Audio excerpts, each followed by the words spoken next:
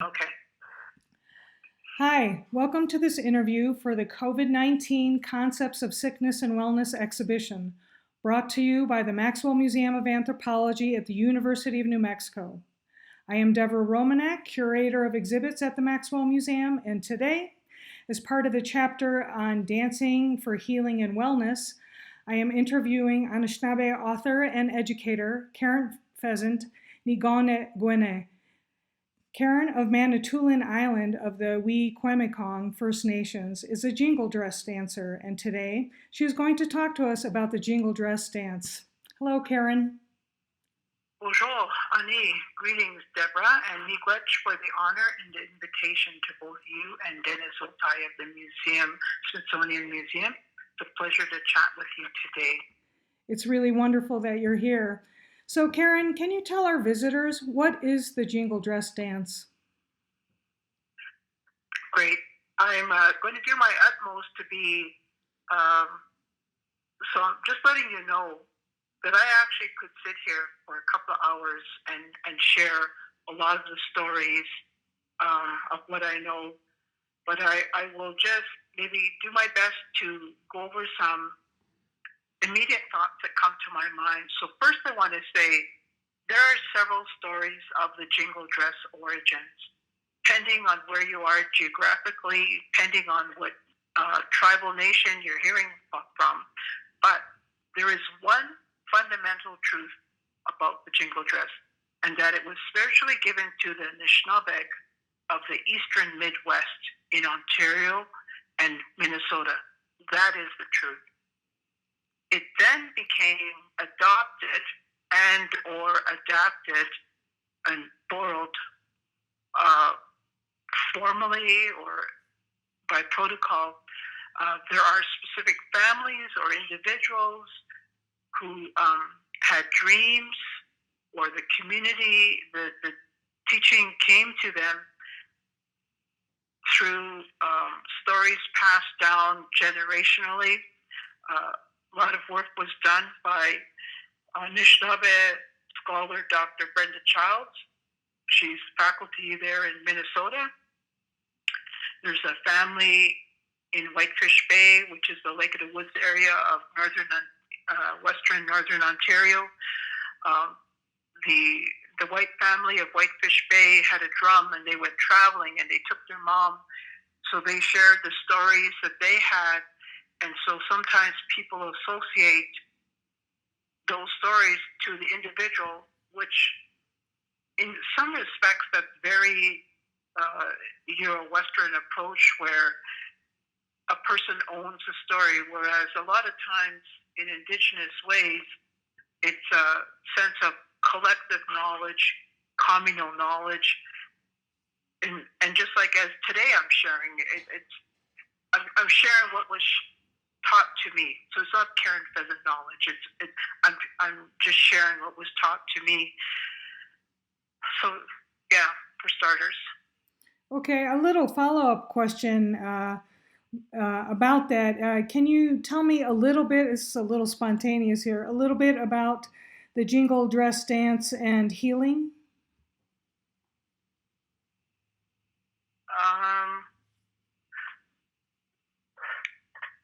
There's a few stories about that too. So one of the stories and the research that was done by Brenda Childs was after World War I and an epidemic occurred, and the veterans came home and they did prayers and they made offerings, and what came to them is to do this dress, to create this dress, and it would bring, and there was songs that accompanied, and sometimes that's what's amiss, is it's not just the dress itself.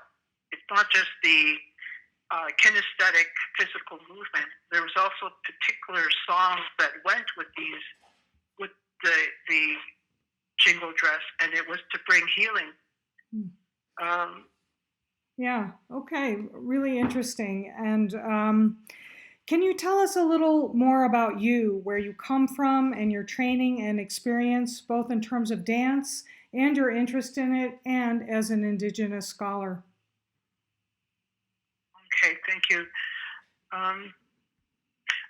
So as you mentioned, I'm from Wikwemikong, which is on Manitoulin Island, which is on Lake Huron, which is in the Great Lakes.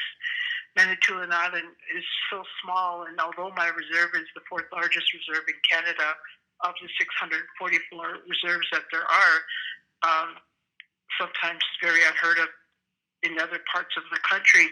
But my home reserve was, this coming summer, we're celebrating our 60th annual cultural celebration that sometimes is titled or labeled as a powwow, which is a very contemporary new term. So since I've been an infant, a toddler, I've seen powwow. It's been a place where my parents made a choice as residential school, boarding school survivors, and their horrendous experience that they had, that when they got married and decided to raise a family, they decided no, they wanted their children to go to public school, learn to speak English because they were punished so badly for not being able to speak English. So I was raised off reserve, but as soon as summertime came, the first thing we did was come to Wikwemikong, come to the powwow, and I couldn't wait. I would be all excited. My mom whipped up this, quote, powwow dress, and I went into the middle. I had no clue what they were singing or what was going on, but to me it was a freedom. I just come from the city where at the time in the 60s, this is pre-civil rights era, the racism, the discrimination, the oppression of people of color was so horrid that when I came home and I was with all other brown faces, brown bodies, and then we had our own songs, we had our own dances, and if you recall, I don't know how old you are, but the 60s and 70s was such a time of soul music coming out, Motown music. I recall. I recall. Okay. It was music of freedom, music of bodies dancing, of celebrating, and so I joyed in that. I had total joy of that. And so when I came home to my reserve and realized we have our own songs, we have our own music, I would go in my little dress and get lost in the crowd of dancers. And of course, at that time and for many years afterwards, I didn't have the language. I didn't know what was happening when I didn't realize that song was entering my soul and having me. I could feel free being an Indian, and that's what we were called in those days. That was our label. We weren't called Aboriginal. We weren't called Indigenous. Well, in the language, we were Anishninaabe. We were Ojibwe, Devorah people. So that always stayed with me. That feeling of freedom, that feeling of beauty, that feeling of harmony and joy. And so I followed that feeling throughout as a teenager. My mom took me to my first powwow in Northern Ontario, and I seen the jingle dress, and it was many decades until the jingle dress became. So now, as you see on social media, there's jingle dress dance left, right, and center all over the world in North America. I say all over the world, but I mean here in North America. As a child, that was not common. Even as a teenager, even when I was in my 20s, there was not a powwow category for jingle dress. It wasn't until I was in my 30s where it became a category. So that's 3 decades ago. Mm. So when I say it was very new, I'm talking new as in 3 decades ago when the jingle dress came to the... And part of the reason is these dances, much like the prairie chicken dance of the Northern Plains and the smoke dance of the Haudenosaunee people, these dances belong to a nation. They belong to a people. So the smoke dance belongs to the Haudenosaunee people, the Iroquois people. The prairie chicken dance had its roots with the Blackfoot and some Cree people. The jingle dress, likewise, it was a dress of the Ugichida, the Anishninaabe, the Anishninaabe people of Ontario and Minnesota. So I observed, witnessed, listened, and participated with the Ugichida and sat at the sewing table with Carol Barrett of Panema, Red Lake, Minnesota. My daughter and I, we watched and we listened as she made individual tabs for the cones, for the jingles, and turned the individual cones from the snuff can lid. And she made what was then, it's almost unseen now, is the double layered dress. Today's jingle dress dancers, the contemporary dance expressionists, I think of them, I consider them both the self-styled as the contemporary, or what I term as the contemporary old style, have dresses that have crossed over and left the purposeful dual layers of the jingle dress. The original dresses that were our ceremony dresses, our prayer dresses of the healing dance, had a purposeful dual layers. They had a top skirt and a bottom skirt. The bottom skirts reflected modesty, humility. That was an essential intention of the jingle dress practitioner. So my dresses, when you ask what my dresses look like, they generally have a top skirt and then a bottom underskirt, so that when I sit, I lift the top skirt and sit on my underskirt. And the underskirt, too, would have some cones on it, have some design. But today's dresses do not, generally what I observe when I look, do not have the underskirt. So when a woman sits, she either sits on her cones, she doesn't lift her dress, or she lifts the dress to show her bare legs. Oh, and then another thing about my dresses is I name my dresses. I generally make my dresses as a therapeutic consolation to wherever I am. Wherever I am in my life. These days, it's in writing and completion of my doctoral program. So being creative, whether it's sewing, beading, or writing, they're spiritual practices for me. I have certain protocols that are mine that have developed over the years. So yes, in part, is prayer, smudge, and other practices that are mine. I'm certain many others have their own autonomous practices. Within that cultural and spiritual place, I design, construct, and create my dress, an expression of where I am at that point in my life. As I am of the Three Fires Confederacy, Ojibwe, Dawa, and Potawatomi, I include those colors oftentimes in my dress. And what colors are those? The fire colors, yellow, orange, and red. Okay. It's really wonderful to hear these descriptions of the dresses and to learn about that, about the modesty with the dress and having an underdress. Following up on the description of the dresses and all your answer previous about your own experience with dance and what the dance is about, I wonder if you could reflect and say something about what the contemporary purpose of this dance is and the current stories that are unfolding or connected with it, and maybe a little bit about this current trend during the pandemic, the porch front jingle dances and the digital postings that are happening at this time around the globe. Well, the postings, as you say, coming from places where the dances are happening, but the videos themselves circulating around the globe. Okay. In truth, I can't speak on behalf of others. The current trend of dance expressions, but I can reflect on what I have witnessed and observed on social media. True, the dress represents healing. Myself, as I earlier addressed, dance and song has always been a part of our ways as Anishninaabe, as Indigenous people, in all aspects of life.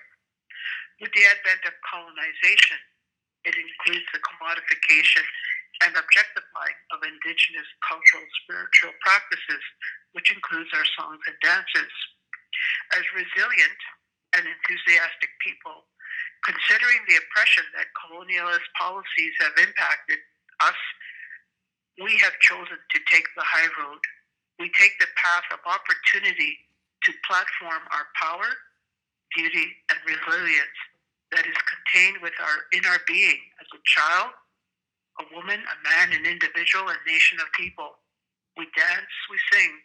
From the time the Spaniards put the dogs on us in the 1500s to the blankets of smallpox, the boarding schools filled with tuberculosis and now diabetes. This pandemic is not new to us. That's what I reflect on as I see these dancers exploding the cyber world with our magic. Really interesting. I'm going to switch tacks a little because I am really excited about your forthcoming book, Powwow, A Celebration Through Song and Dance, published by Orca and coming out very soon, April 21st, 2020. It would be great to hear a little about this book, how you came to write it or who it's for, and how it relates to what we've been talking about today. Thank you for asking about that. Actually, it's really interesting the way the universe worked. They did not know, Orca didn't know the pandemic was coming, but what happened is an early release came out of the book, so it's out already. And if you Google it, Barnes and Noble, Target, Kirkus Review, they've all, it's available online. But when I was asked to do this book, it took a while before I could respond. And as I've shared, I've been at this for decades and decades, doing community workshops, doing sewing, doing traveling, teaching with different theater schools, Native Earth Center for Indigenous Theater, the Bajmajig, the Banff Center of Aboriginal Arts. And so I have a bookshelf with all these powwow books in it, and I've watched over the years, and generally when a book in the past has been done, it's not done by an actual powwow practitioner or even an Indigenous person. Sometimes it is like you'll get a children's storybook about one aspect of the powwow, but oftentimes individuals just think of what I say is the beads and feather notion, the aesthetics, the kinetics, there's a romanticism of it, and I dance for empowerment, and when I'm with my children, it's a way of life. I raise them this way, and so when I was asked to do this book, and at the same time when I was doing this and I signed a contract, I was in the middle of teaching a required Aboriginal education course at the University of Alberta, and it was my first experience teaching non-Indigenous society members, and I was not aware, even actually recently, last week I think, one of my non-Indigenous students thought we speak one language. There's 500 nations, which of course they didn't know. The student thought there's one language, and the language is called Aboriginal. I'm in shock. I just cannot get over the limitations of knowledge that the society, the status quo society, have of our people, of Anishninaabe, of Indigenous people.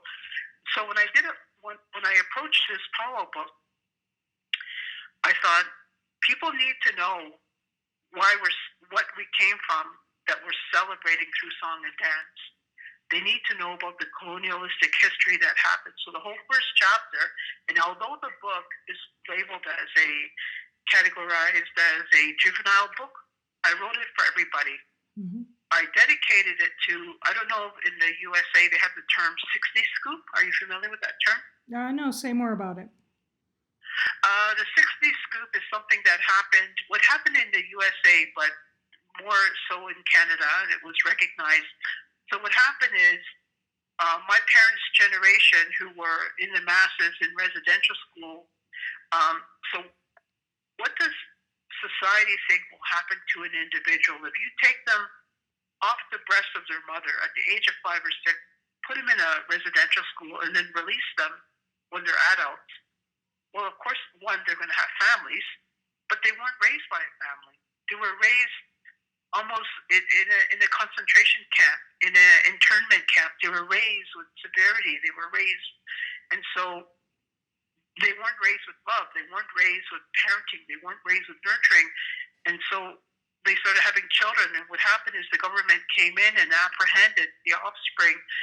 And so my generation is the generation known as the 60 scoop, and then there's the millennium scoop. But what it is individuals, First Nations, Native Americans, Indigenous, taken away and farmed out, literally farmed out either to non-Indigenous, or I've heard of children that were shipped to Europe, and then as an adult, they are now trying to reclaim their identity, find themselves, and oftentimes powwow is the way that I taught a inner city dance class a few years back in Edmonton, and I found that most of my participants were foster parents and bringing their foster children because they wanted their children to find some kind of culture, and this is the way they did it. So I thought of those children, and I thought of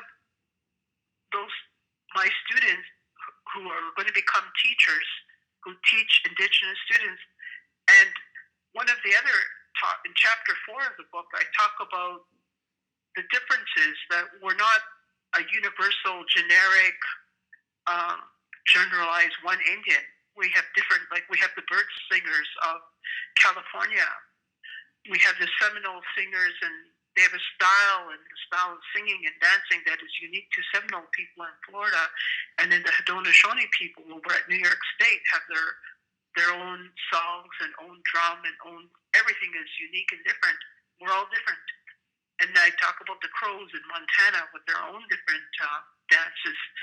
So that's generally an overview of the book. Well, it sounds really interesting. I'm looking forward to reading it. Good to know that it's out now. Powwow, a celebration through song and dance. And so as we start to wind down this interview, any last thoughts looking to the future about the jingle dress dance and related to this pandemic and the larger circumstances of your nature? What thoughts do you want to leave us with?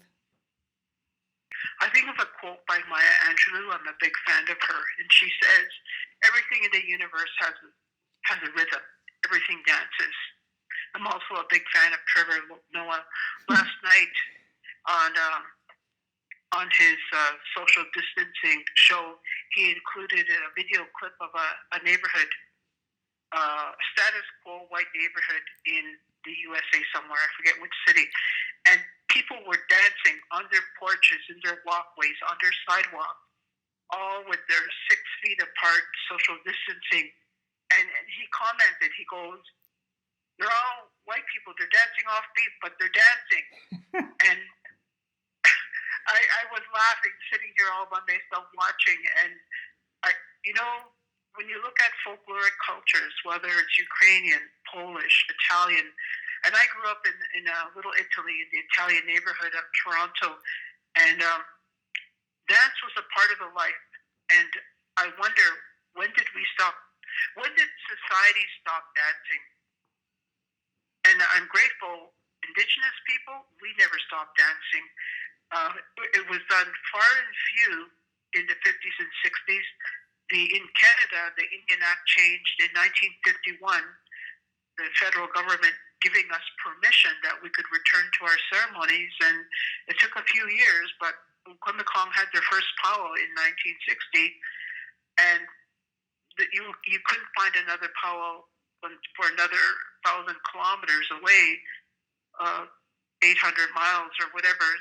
So, but now, and in this day and age, there's powwows every weekend. Anywhere in North America, there's powwows every weekend. And the spring powwows already started, so kudos and hats off to the social distancing powwow social media site where we're still dancing, except we're dancing there, and as Trevor Noah says, even the white people are dancing. Okay, Karen, that is a wonderful way to end it. I'm Devorah Romanek, Curator of Exhibits at the Maxwell Museum, and I have been interviewing Karen Pheasant-Neganigwane. We've been having a conversation for dancing for healing and wellness, the jingle dress dance, I should say. And I thank you so much, Karen, for taking the time to talk to me today. Thank you, Deborah. Really, thank you very much for making the time, recognizing this.